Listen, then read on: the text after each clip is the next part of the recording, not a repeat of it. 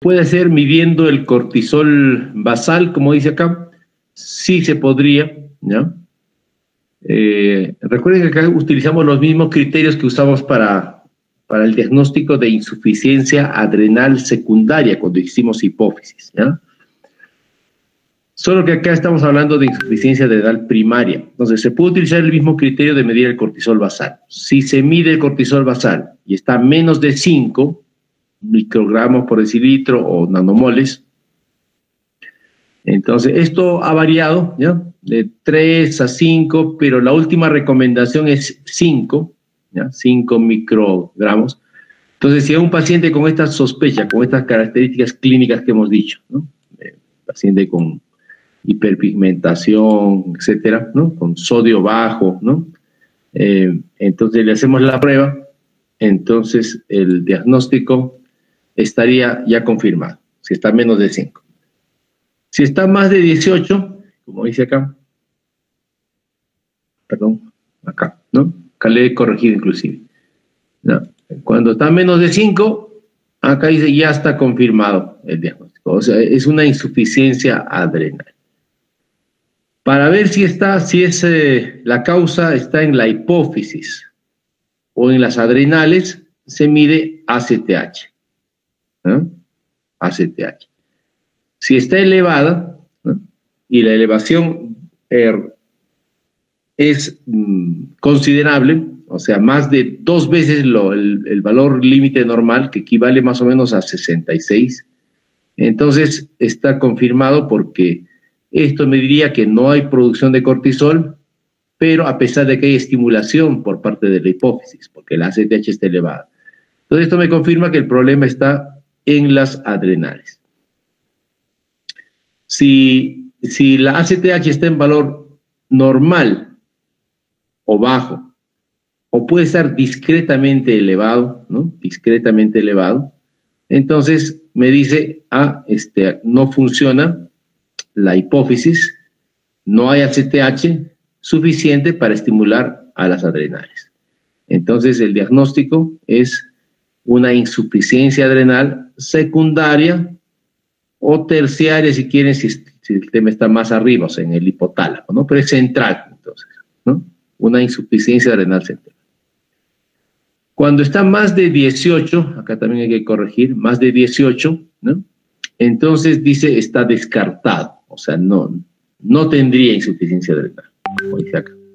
Más de 18 o más de 500, ¿no? Descartado, no es, o sea, el paciente está pigmentado por otros motivos, ¿no? Macromatosis, otra cosa, y no tiene insuficiencia adrenal. Ahora, si el valor sale entre 5 y 18, entonces no podemos ni confirmar a la derecha ni descartar a la izquierda, ¿no? Entonces, ¿qué se hace? Una prueba. La más común, la que recomiendan hacer es esta prueba de cosintropina o estimulación con ACTH, ¿no? O sea, le administro ACTH al paciente y mido el cortisol a los 30 y 60 minutos, ¿no? Lo malo, que esta prueba es difícil conseguir en Perú, no hay, ¿no?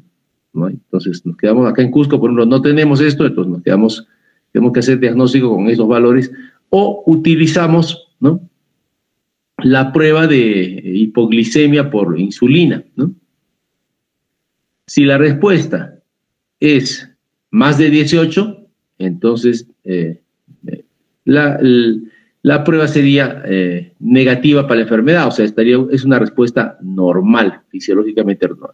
Porque si yo administro ACTH a una persona, obviamente debería estimular la producción de cortisol, ¿no? Y el cortisol sale más de 18. Entonces, si sale más de 18, descartado, no es.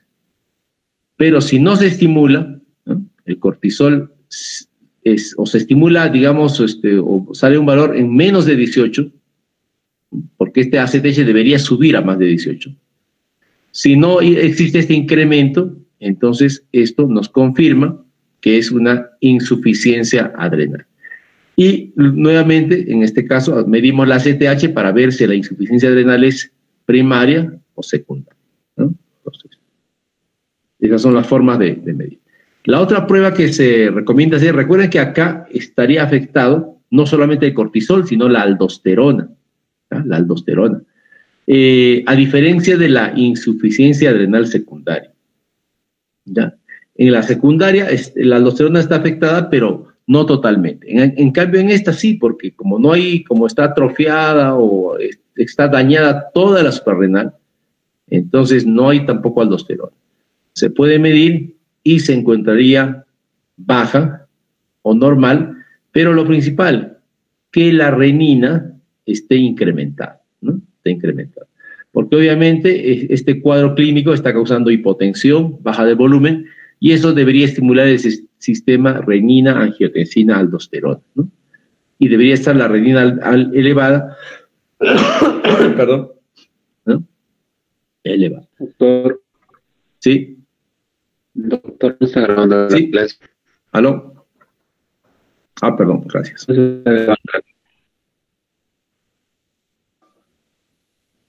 Gracias. Grabar. Muy bien.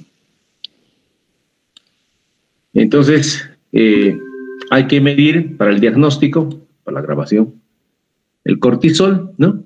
El cortisol basal, si está en un valor muy bajo, confirmado el diagnóstico, para saber si es causa adrenal o hipoficiaria, se mide la CTH, ¿no? Si está elevada es adrenal, y si está baja, normal o discretamente elevada, sería la causa hipoficiaria.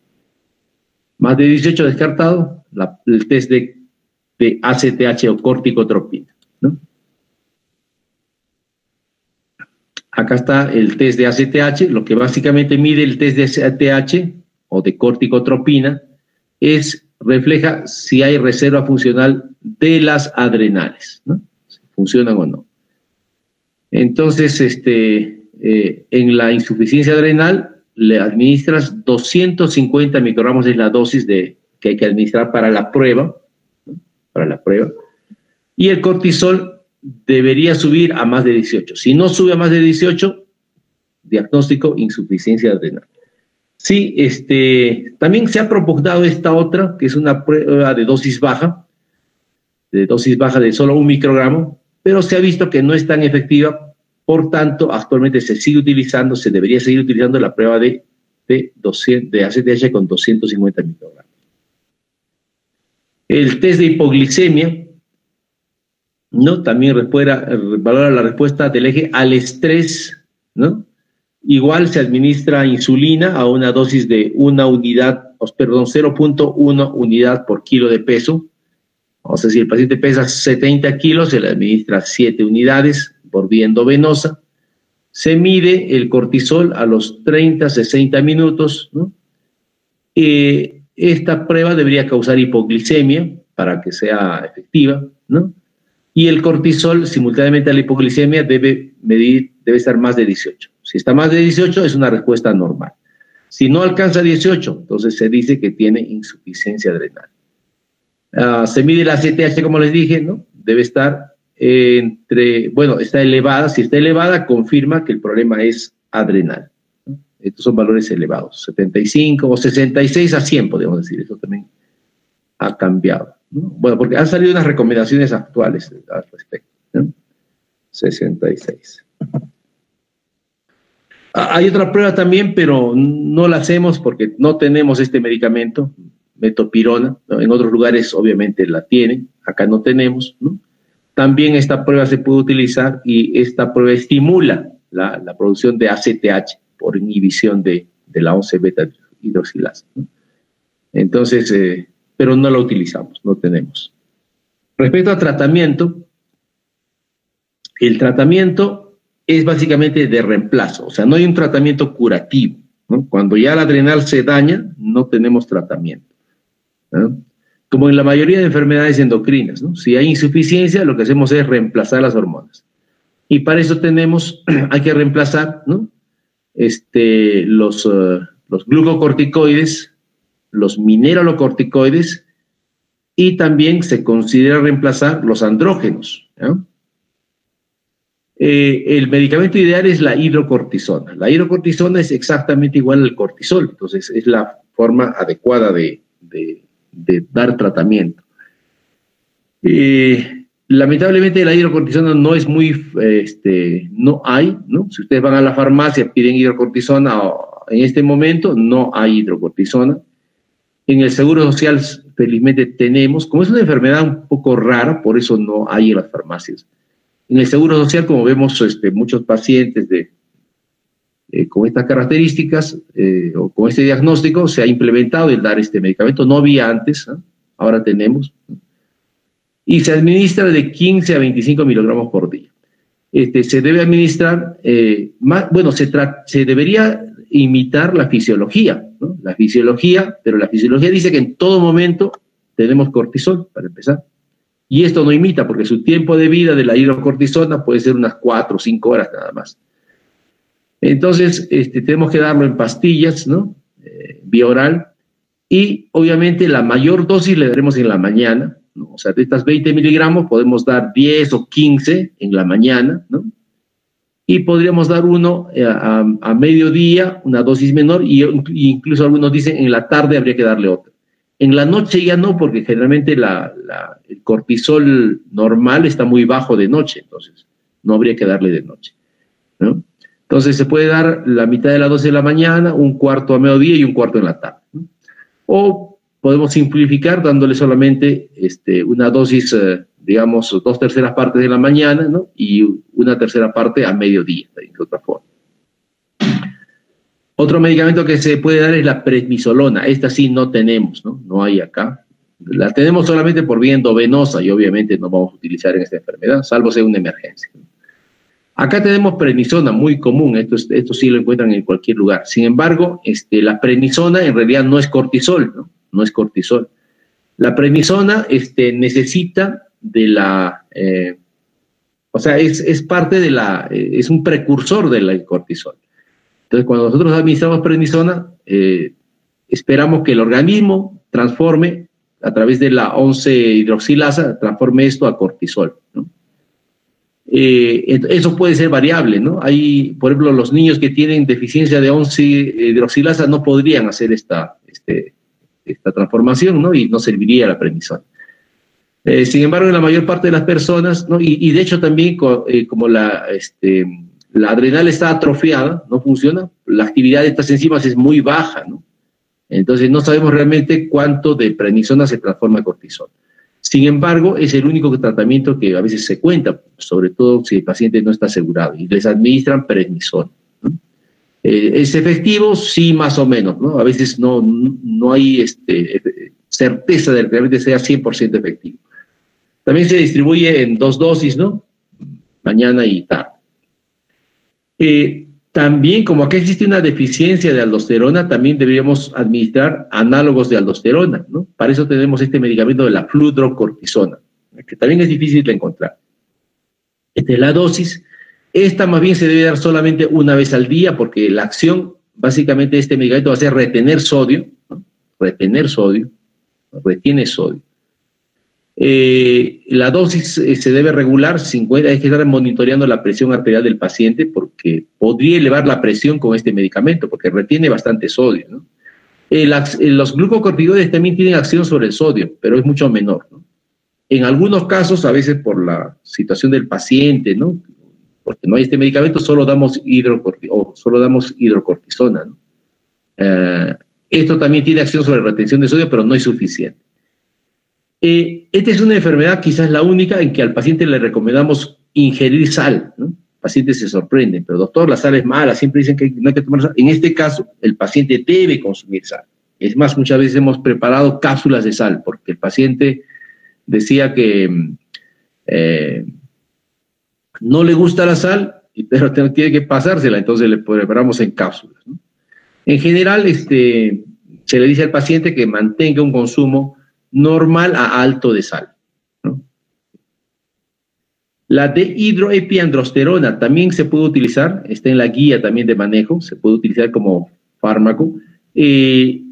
Obviamente su uso solo se hace en mujeres, se considera el uso, no es obligatorio reponer este andrógeno, sobre todo en mujeres jóvenes, ¿no? Porque se ha visto que mejora 2 aspectos. Uno, la libido de la mujer, y 2, en mujeres que tienen cierta depresión, mejora la depresión. Pero en este caso, en insuficiencia adrenal, no es un antidepresivo por si acaso. ¿Ah? Entonces, se considera el uso de hidroepiandrosterona, ¿no? Por esos dos motivos. Se puede dar. No tenemos este medicamento, tenemos solo testosterona nosotros, ¿no? Muy bien. Esa es la parte que me faltaba, ¿no? Y ahora, por favor, continuamos con los seminarios, ¿no? Si tienen alguna pregunta, lo ponen, por favor, en el chat para ir revisándola. ¿No? Muy bien, entonces tenemos dos seminarios. El de, no sé cuál va primero. ¿Cuál está listo? Crisis adrenal, ya, listo.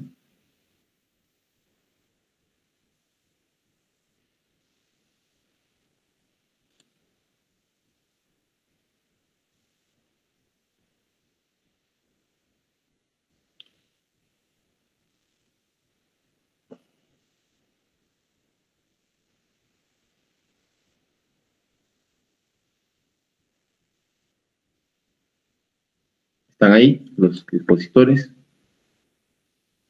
Sí, doctor, un momento. Sí, por doctor, favor. disculpe, primero voy a empezar crisis adrenal o insuficiencia suprarrenal. El que esté listo, ya. Crisis. Ya, doctor.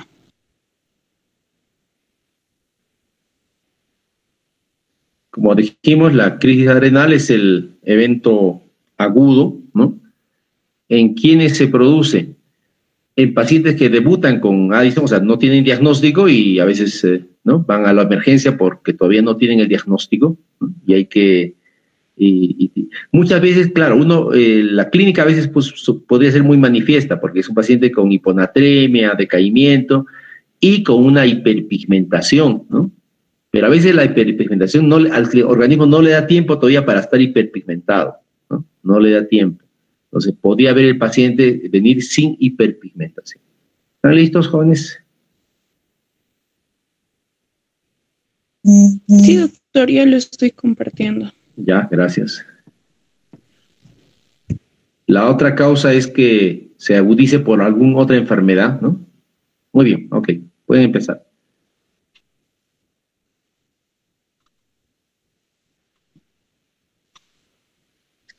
Buenos días, doctor, compañeros, buenos días. Soy Stephanie Saona, de Medicina Humana de la Universidad Andina del Cusco. El día de hoy vamos a exponer un tema muy importante que es crisis adrenal. Siguiente, por favor. Recordando la introducción que el doctor nos acaba de exponer, vamos a detallar que la insuficiencia suprarrenal va a ser la disminución de los niveles de andrógenos circulantes y también del cortisol. No se va a... Bueno, dentro de las causas vamos a tener causa primaria y secundaria, como también la causa primaria se va a destacar porque tiene como causa principal la enfermedad de Addison. Y dentro de Perú, la causa principal va a ser la tuberculosis en causas primarias, ya que la tuberculosis todavía está latente en nuestro país, a diferencia de otros países del mundo en la que ya está erradicada. Otra causa es la autoinmune, que es la primera causa mundial, y otras causas como infecciosas, como la del síndrome de Waterhouse, terapia anticoagulante, VIH. Destacar también que hay presencia de hiperpigmentación, disminución de aldosterona, y esto va a generar una hiperpotasemia y acidosis metabólica. Estos síntomas y signos van a ser exclusivamente de la causa primaria. Dentro de la causa secundaria se va a ver el efecto que es a nivel del hipotálamo hipoficiario con una disminución de producción de ACTH, sobre todo en hipopituitarismo. Tanto en primaria como secundaria vamos a dar un signo de hipoglicemia e hiponatremia. Siguiente, por favor. En la clínica de insuficiencia vamos a ver por ejemplo, con unas siglas como una mnemotecnia Addison, primero de astenia, anorexia, disminución del vello axilar y púbico, dolor abdominal, debilidad muscular, hipotensión, insulinemia, síndrome constitucional como pérdida de peso, vómitos y náuseas. Siguiente, por favor. Ahora sí, entrando a lo que es la crisis. Un momento, por favor. Lo que es la crisis suprarrenal, como mencioné, el doctor, va a ser el extremo a causa de una insuficiencia suprarrenal. Va a ser también llamada insuficiencia suprarrenal aguda o crisis de Addison y se va a manifestar muy gravemente de una insuficiencia suprarrenal.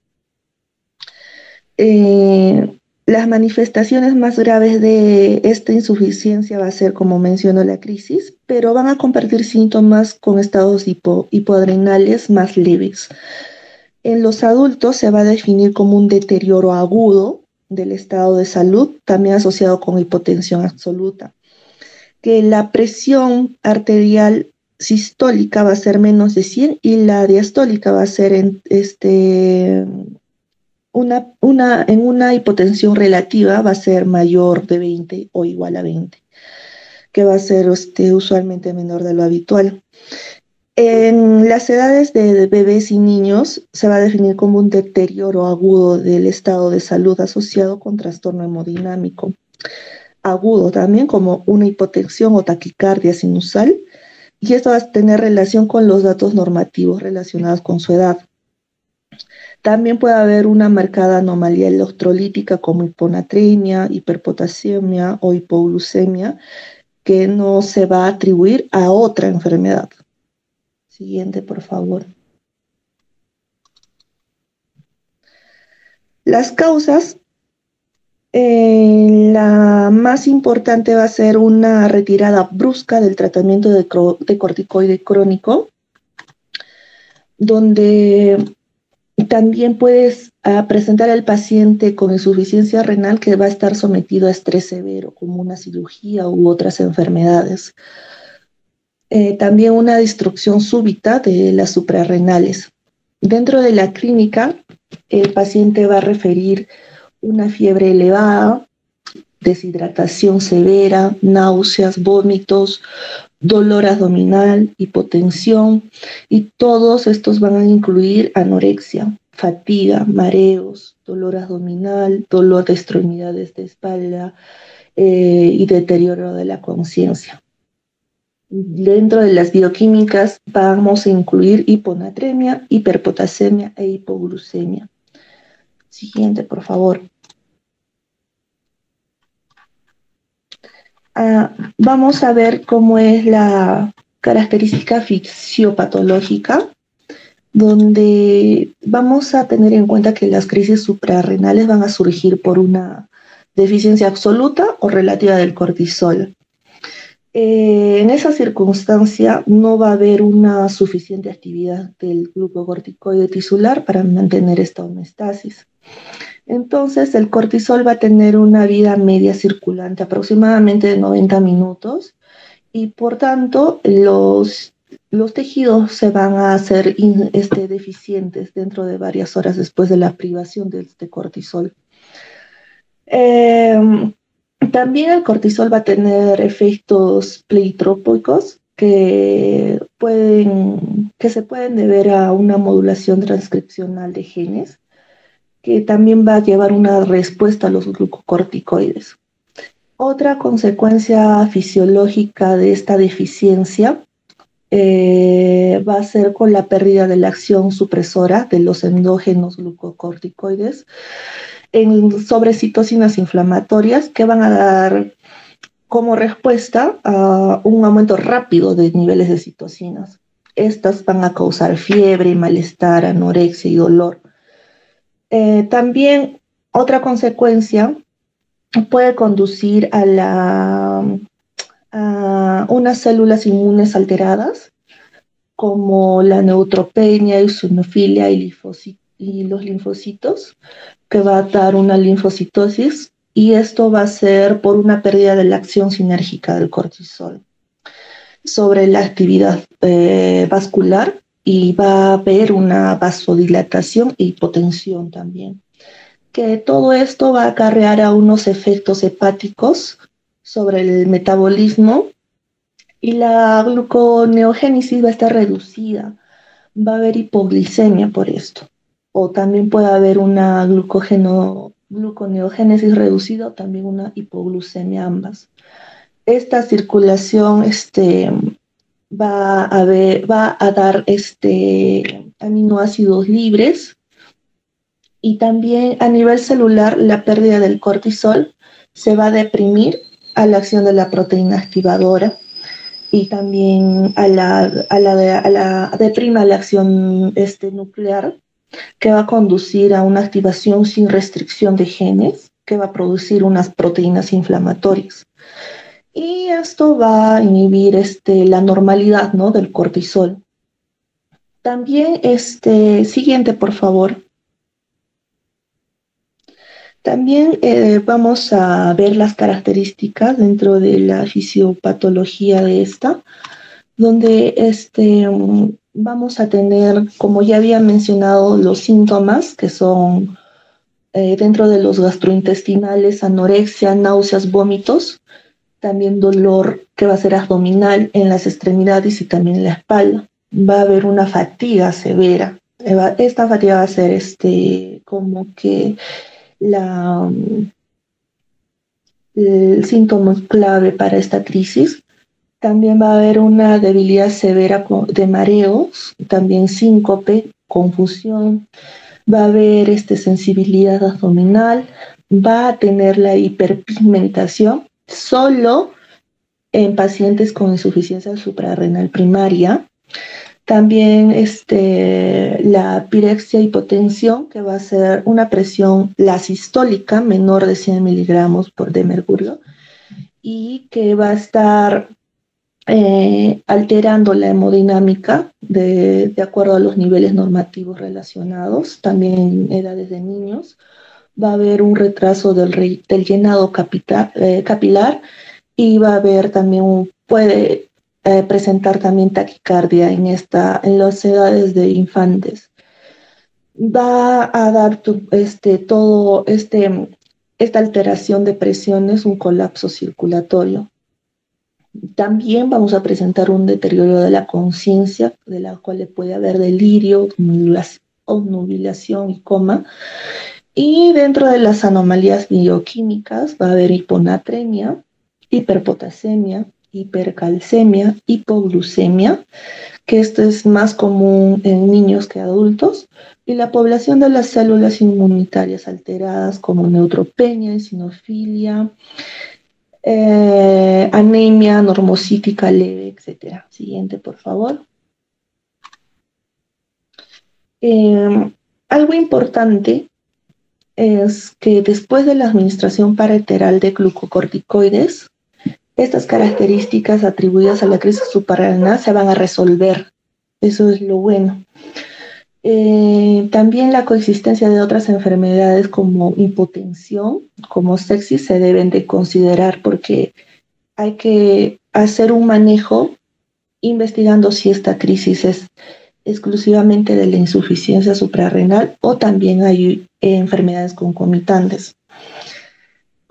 También cuando la hipotensión es atribuida a una crisis suprarrenal y no responde o responde mal, hay que administrar los glucocorticoides. Siguiente, por favor.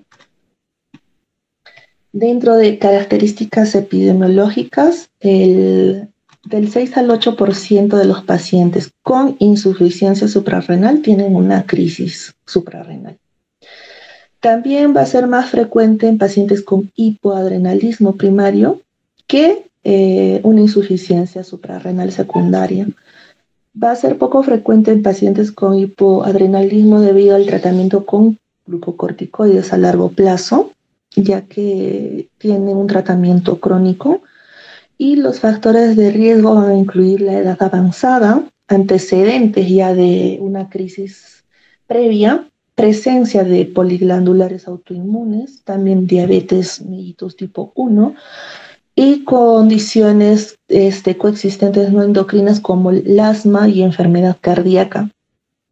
También hay un estudio que mostró una asociación positiva entre episodios de crisis con una mala calidad de vida. Siguiente, por favor.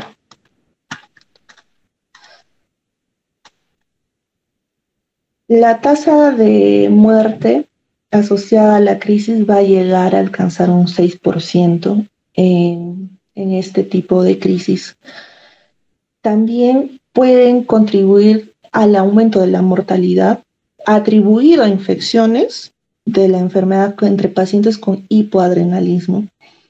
Y también ha ocurrido que en crisis suprarrenales fatales en pacientes sin un diagnóstico previo de hipoadrenalismo ha tenido más mortalidad, ya que no se ha podido diagnosticar a tiempo y los síntomas pueden haberse pasado por alto antes del episodio fatal.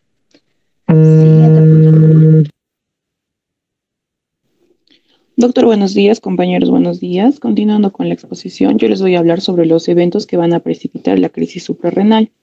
Dentro de estos vamos a tener a las infecciones que van a actuar como estresores inflamatorios.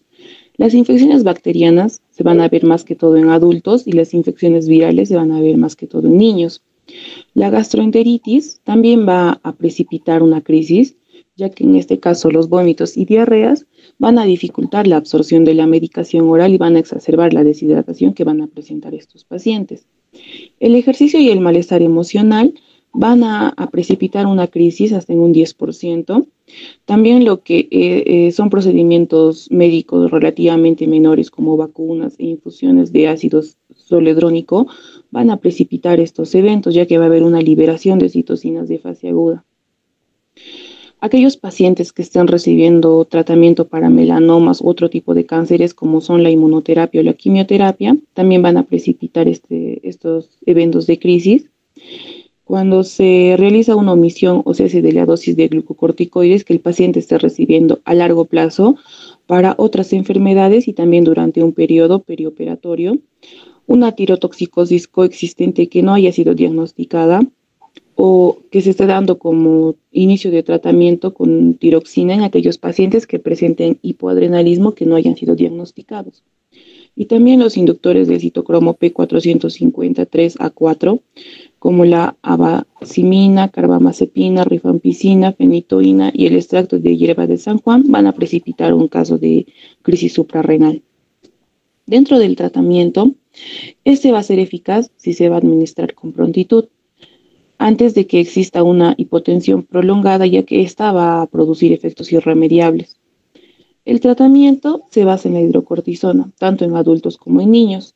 En los adultos, la hidrocortisona se va a dar en bolo de 100 miligramos, seguido de 200 miligramos cada 24 horas, y se va a administrar como una infusión continua o como bolos intravenosos o intramusculares frecuentes de 50 miligramos cada 6 horas.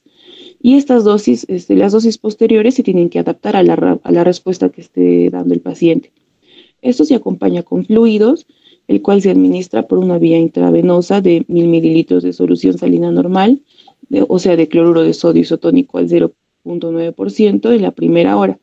Y también se le va a dar dextrosa intravenosa al 5% de concentración en solución salina normal agregada si el paciente presenta hipoglucemia. Posteriormente se debe administrar cristaloides de acuerdo a las pautas de reanimación estándar.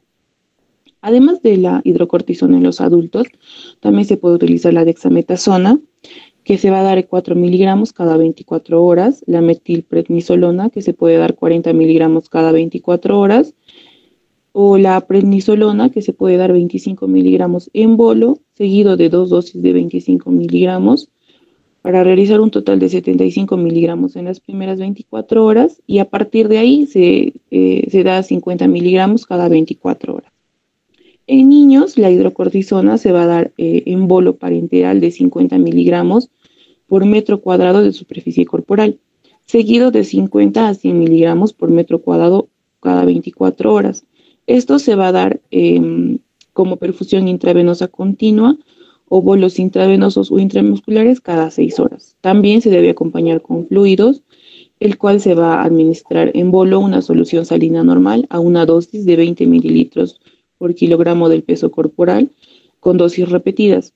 Máximo se debe dar 60 miligramos por kilogramo en la primera hora, junto con la dextrosa intravenosa de 0,5 a 1 kilogramo por kilogramo del peso corporal, en caso el paciente presente hipoglucemia, y posteriormente, al igual que en los adultos, se debe administrar cristaloides de acuerdo a las pausas de reanimación estándar.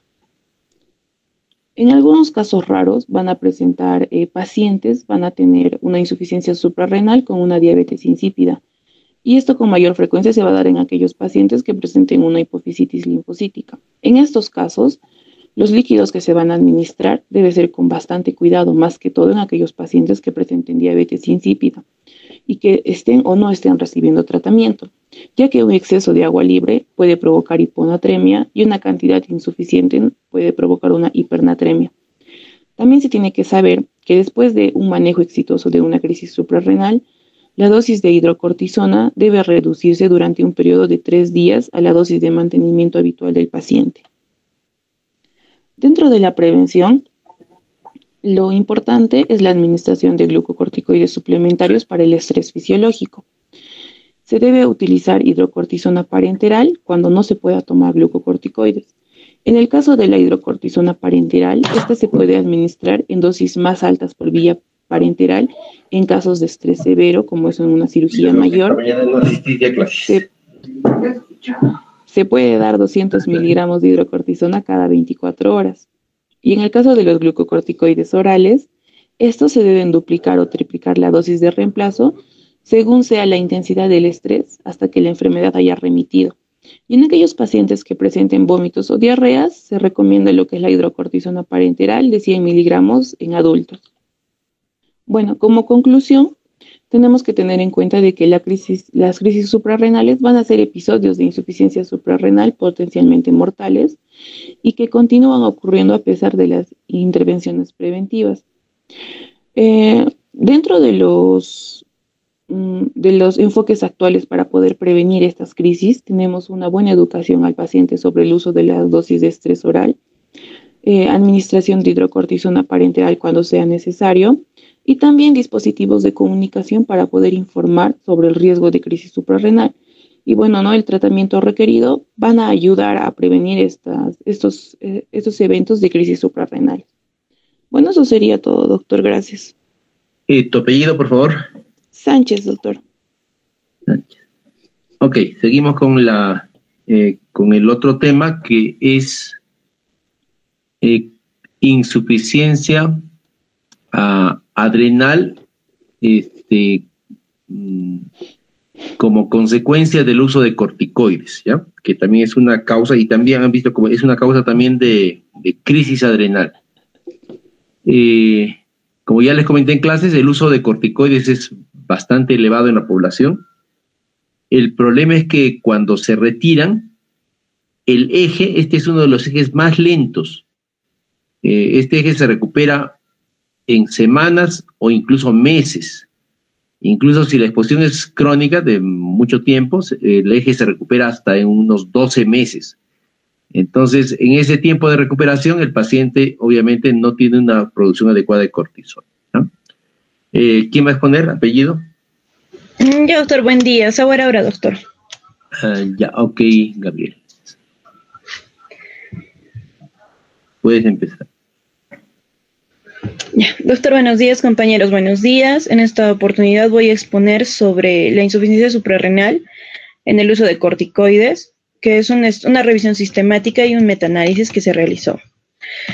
Bien, la insuficiencia se da, le vamos a empezar la exposición con lo que es el uso de corticoides, que se va a dar mayormente en el uso de afecciones inflamatorias, uso de afecciones malignas y post-trasplante de órganos, ¿no? También se usa en terapia dirigida a una inhibición de la respuesta inflamatoria, y en uso excesivo va a causar lo que es la insuficiencia adrenal. Se usa como terapia de reemplazo en periodos de estrés, traumatismo, cirugía u otro tipo de patologías. Como el objetivo principal de este estudio fue realizar un examen sistemático y metaanálisis de varios estudios, varios artículos que encontraron, y encontrar un porcentaje de pacientes que desarrollen insuficiencia suprarrenal tras el uso de corticoides. Y estratificar un resultado depende de la vía de administración, enfermedades subyacentes, las dosis del tratamiento, la duración, y realizar un análisis separado de los estudios que repitieron la prueba de la insuficiencia suprarrenal. Entre los materiales y métodos que ellos usaron, primero fue saber el diagnóstico que se debía de establecer por lo que es la prueba de intolerancia a la insulina, ¿no? Utilizaron la prueba de estimulación de ACTH, que fue de 0.5 a 1 o de 250 gramos, y la prueba de CRH o de la metirapón. Las formas de administración que usaron fueron elegibles, ya sea corticoides por vía oral, inhalación, tópico, nasal, o una inyección intraarticular o inyección intramuscular. Y entre estos estudios que ellos eligieron, han excluido en lo que cuenta la población que no tenía riesgo de tener insuficiencia suprarrenal secundaria al uso de corticosteroides, que no presentaban datos de presentar insuficiencia suprarrenal después del uso de corticosteroides, y que sean mujeres embarazadas, que sean pacientes en cuidados intensivos y pacientes que se recibían corticoides de forma perioperativa. Entonces, como sabemos que la insuficiencia suprarrenal es la deficiencia del corticol sérico de 500 nanomolios por litro, y esto fue medido en los pacientes después de que usaron la prueba de la metiraponía, y les salió el resultado en 200 nanomolios por litro. Entonces realizaron un análisis de sensibilidad, separando diferentes artículos que probaban la insuficiencia suprarrenal en menos de 24 horas después del último uso de corticoides, ¿no? Entonces la medición de esta insuficiencia suprarrenal se utilizó por la prueba bioquímica de la RIA para medir las concentraciones de cortisol que los pacientes tenían. Entre sus análisis estadísticos, vieron que los pacientes presentaban insuficiencia suprarrenal después de usar corticosteroides, diferentes a la forma de administración, enfermedad o la dosis de tratamiento. La forma de administración que se contó fue ya sea inhalados o orales, que fueron los que tenían mayor porcentaje, lo vamos a ver en cuadritos más adelante. Los grupos de enfermedad en los que había un poco más de riesgo eran que pacientes que presentaban asma, incluido lo que es EPO, solo con uso de corticoides inhalados, pacientes que presentaban rinitis alérgica y rinosinusitis, pacientes que presentaban trastornos dermatológicos, enfermedades reumáticas, trasplante renal, cáncer hematológico, poliposis nasal, fibrosis quística y enfermedad de Crohn. Y entre las dosis de tratamiento eran las dosis que se recomendaban, dosis fisiológicas y suprafisiológicas, que también lo vamos a ver en la discusión. En cuanto al análisis de los porcentajes que estos usaron, fue mayor por la dosis de tratamiento y la duración del tratamiento, que solo se realizó en los pacientes que tenían asma. Entonces se realizó un análisis separado de los grupos de estudio que realizaron pruebas repetidas después de la suspensión de corticoides. Y después de que les suspendieron los corticoides, volvieron a realizarles otras pruebas 4 semanas después de que les suspendieron, ¿no? Y este régimen aumentó en un corto plazo y en altas dosis, mientras que realizaron otras pruebas en 6 meses, lo cual después de la suspensión de esta terapia con corticoides, igual aumentó a un largo plazo y a un régimen de dosis media. En los resultados que ellos obtuvieron, fue empezando que el metaanálisis se realizó en febrero del 2014 en diferentes tipos de páginas y búsquedas de artículos en lo que es PubMed, Mainline, Cochrane, Central. De aquí recolectaron todos sus tipos de artículos. En total, ellos recolectaron 316 artículos y solo usaron 365. Excluyeron tipos de artículos en los que habían pacientes menores de 12 años y solo incluyeron 2 artículos en los que habían pacientes de 9 a 11 años, porque la mayoría de pacientes fueron mayor de 12 años, aproximadamente 50 años. De estos 365 artículos, fueron estudiados en 1975 y 2014, de los cuales solo 74 artículos, 36 eran ensayos clínicos, 23 de estudios de cortes y 15 eran estudios transversales.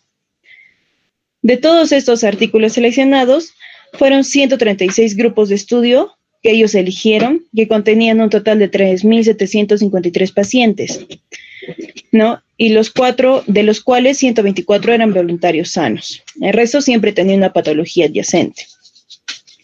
Entonces hubo 68 estudios sobre pacientes con asma, es por eso que este grupo fue el que más se analizó con lo que es dosis de tratamiento y duración del tratamiento. 8 estudios fue utilizado con pacientes con rinitis y rinosinusitis y 12 estudios con pacientes que solo tenían afecciones dermatológicas como psoriasis, dermatitis atópica y líquen plano, que no tuvo demasiada relevancia. Entonces, también excluyeron lo que fue entre los síntomas que ellos presentaron. 10 de los 521 pacientes tenían síntomas de insuficiencia suprarrenal.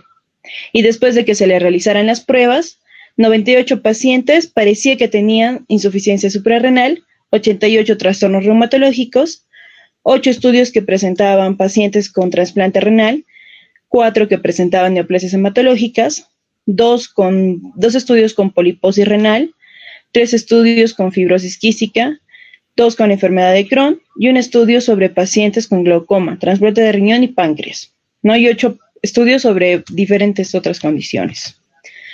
Entonces, entre sus resultados del estudio, de estos 3.753, solo 1.190 se les diagnosticó insuficiencia suprarrenal, ¿no? Y para el estudio, en 103 grupos de estudio se utilizó la prueba de lo que es el ACTH 250, como les dije, con 250 gramos, y se informó que el tiempo entre la última dosis que ellos tomaron los corticosteroides y la prueba que se le realizó fue de 24 horas, en más de 79 grupos de estudio. Y en unos 7 grupos se incluyó a 199 pacientes que permitió el uso de otros corticosteroides como medicación adjunta. Combinaron otros tipos de estudios, como ya les indiqué, había un mayor porcentaje de pacientes asmáticos, lo que dio un resultado de 11.1 que presentaban insuficiencia suprarrenal. Otros estudios probaron que también presentaban insuficiencia suprarrenal al menos de 24 horas después de que tomaron la última dosis de corticosteroides. Y el porcentaje fue inferior, solo en 6.6%. ¿No? Y también se usó lo que es la prueba de ACTH 250 gramos, solo en un porcentaje de 8.5%. Entonces realizaron diferentes tipos de análisis, como vemos este cuadrito, que es un análisis combinado, en el que presenta lo que es el porcentaje de la insuficiencia suprarrenal por la forma de administración, ¿no? Presentaron por forma de administración oral 1.419 pacientes, que presentó un riesgo de 48.7, ¿no? Fue el que tuvo más riesgo. En cuanto a inhalación, presentó un 7.8%, que es uno de los más altos, y la forma intraarticular, que también fue la de mayor riesgo, de 52.2, y de múltiples formas de 42.7. En cuanto a un análisis que realizaron que fue agrupado, la forma de afección que se produjo después de la utilización de los corticoides, en cuanto al uso de largo plazo, fue de un riesgo de 27.4%, que fue el de mayor resultado, junto con teniendo una dosis alta de 21.5%. En cuanto a la insuficiencia suprarrenal por dosis y la duración de tratamiento, en pacientes que tenían asma, tenían un riesgo de 11.1%, y asma junto a otras formas de administración, ya sea por inhalación o nasal, como lo indica en el artículo, fue de 43.7%. Cánceres hematológicos fue en 60.0%, y la enfermedad de Crohn fue de 52.2%. No fueron los pacientes que tuvieron más riesgo en presentar insuficiencia suprarrenal en cuanto a la dosis y duración de tratamiento que ellos tuvieron. Después de que se les haya realizado la prueba del ACTH en 250 gramos, tuvieron un riesgo de 38.7 en un corto plazo en dosis alta después de la primera prueba, y en un 56.4 en una en una duración de la prueba a largo plazo, en dosis media, fue de 56.4, como ya les dije. Entonces, en cuanto a la discusión y a la conclusión que llegaron en el estudio fue que según la enfermedad, el tratamiento con corticoides inhalatorios se dio más en lo que es en los pacientes asmáticos. No fue en los pacientes en los cuales se analizó, que era de un 6.8%. Igual que en los pacientes con neoplasias hematológicas, que era un 60.0%. El porcentaje de pacientes que desarrollaron insuficiencia suprarrenal después del uso de corticoides depende a la forma de administración.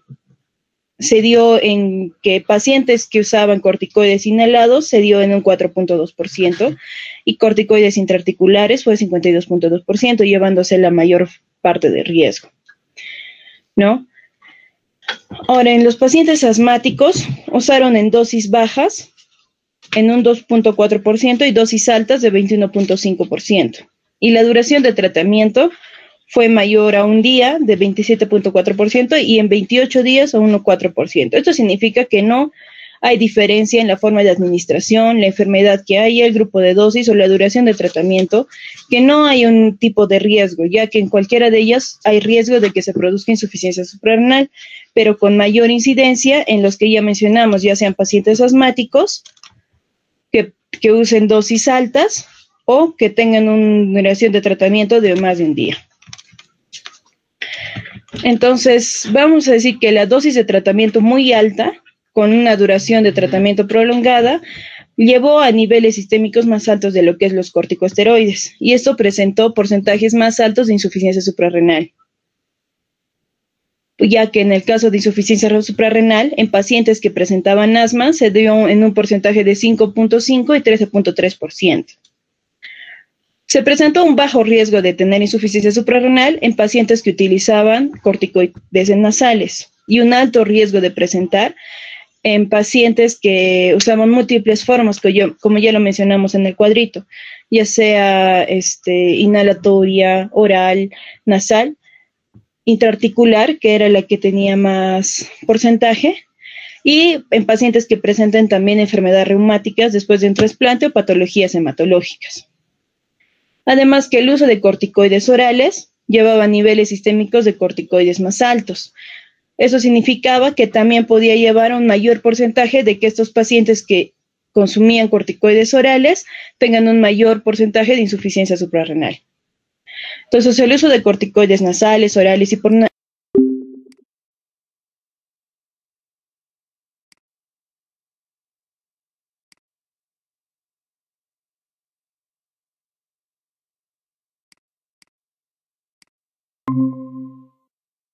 van a suprimir los niveles séricos de cortisol en un plazo de 24 a 48 horas, ¿no? Recuperándose estos después de 1 a 4 semanas.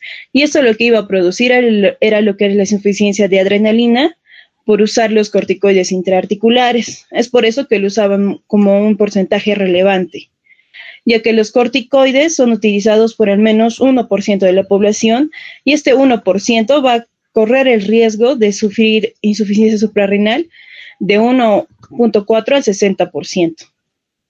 Entonces, en el estudio recomiendan que todos los pacientes con síntomas inexplicables, o sea, síntomas que no sean,